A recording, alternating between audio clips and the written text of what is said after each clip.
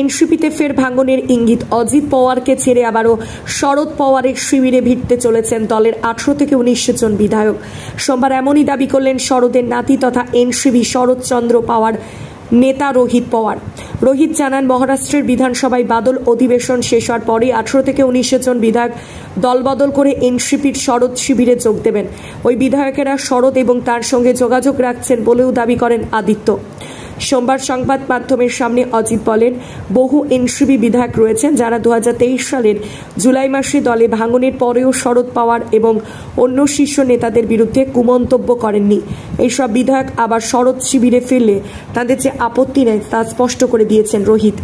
আগামী 27 জুন থেকে মহারাষ্ট্র বিধানসভায় বাদল অধিবেশন শুরু হচ্ছে, চলবে 12 জুলাই পর্যন্ত। কোনো দলবদল করতে চাওয়া এনসিপি বিধায়কেরা বাদল অধিবেশন পর্যন্ত অপেক্ষা করতে চাইছেন, তারও ব্যাখ্যা দিয়েছেন রোহিত। তার কথায়, নিজেদের বিধানসভা কেন্দ্রের উন্নয়ন তহবিলে বরাদ্দ আদায়ের জন্য বিধায়কেরা বিধানসভার বাদল অধিবেশনে যোগ দেবেন, তাই তারা ওই সময় পর্যন্ত অপেক্ষা করবেন। 2019 সালের বিধানসভার ভোটে মহারাষ্ট্রে 54টি আসনে জয়ী হয়েছিলেন সাবেক এনসিপি, কিন্তু 2019 সালে জুলাই মাসের কাকা শরদের নেতৃত্বাধীন দলের বিরুদ্ধে বিদ্রোহ ঘোষণা করেন ভাইপো অজিত। একনাথ শিন্ডের শিবসেনা এবং বিজেপি জোট সরকারের শরিক হয়ে উপমুখ্যমন্ত্রী হন তিনি।